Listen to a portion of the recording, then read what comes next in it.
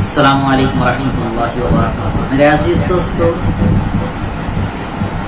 جو حکایت میں آپ لوگوں کے درمیان میں لے کر کے حاضر ہوا ہوں، وہ کہنے سے پہلے مجھے ہنسی آ رہی ہے۔ شاید آپ سنیں گے تو آپ کو ضرور ہنسی آئے گی، اور ہنسنا لازم ہے آپ کے اوپر۔ ایسا ہو ہی نہیں سکتا کہ آپ نہیں ہنسیں گے۔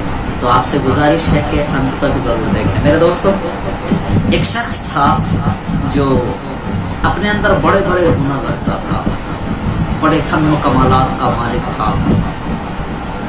ہنر سے کوئی انسان پہچانا جاتا ہے تو اس کی ایک پہچان تھی، ایک شناخت تھی، لیکن وہ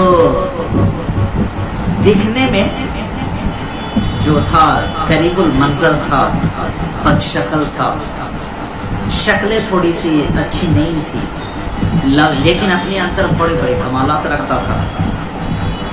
تو اس نے اپنی زبان سے یہ واقعہ تحریر کیا، بیان کیا، اور لوگوں نے اسے تحریر کیا۔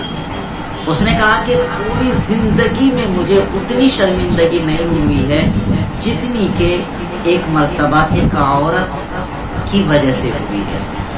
سوچو وہ واقعہ کیسا ہوگا، وہ حکایت کیسی ہوگی، اور وہ لمحات کیسے ہوں گے جس وقت میں وہ واقعہ ان کے ساتھ پیش آیا۔ وہ بیان کرتے ہیں کہ ایک مرتبہ میں کسی جگہ پر بیٹھا ہوا تھا، ایک عورت آئی اور کہی کہ جناب آپ میرے ساتھ چلیں۔ میں ان سے کچھ پوچھے بنا ان کے ساتھ ہو لیا۔ وہ ایک سونار کے پاس لے گئی، اور سونار کے پاس لے جا کر سونار سے کہتی ہے کہ بالکل ایسا ہی، بالکل ایسا ہی۔ اتنا کہہ کر کے وہ عورت چلی گئی۔ میرے ذہن میں یہ بات گردش کرنے لگی، مجھے یہ بات سمجھ میں نہیں آ رہی تھی کہ آخر ہوا کیا، کیا منظر ہے، کیا بات ہے، کیا وجہ ہے۔ تو میں نے اس سونار سے پوچھا کہ بھائی کیا بات ہے، اس نے کیا کہہ گئی۔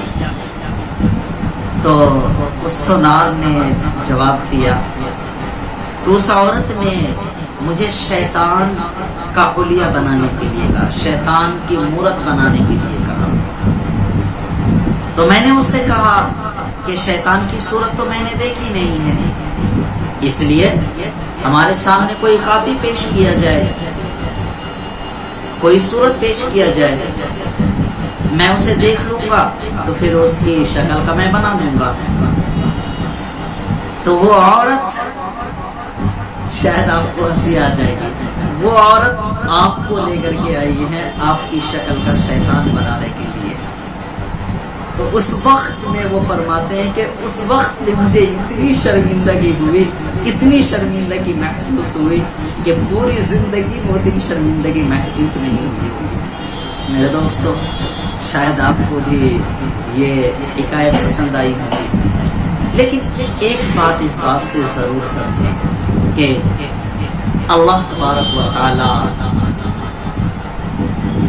بنانے والا ہے، خالق۔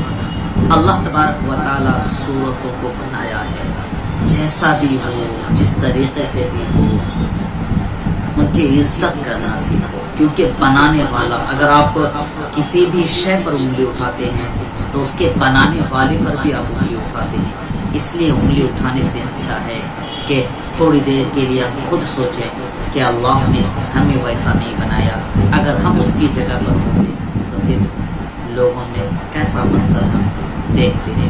اس لیے میرے دوستوں، اس نے جو عورت کیا وہ غلط کیا، لیکن یہ حکایت ہمیں بہت کچھ سکھا جاتا ہے، ہمیں سیکھنا ہے اس سے، اور آگے زندگی گزار، چھوٹی سی زندگی ہے، اسے ہنسی خوشی سے گزار لو۔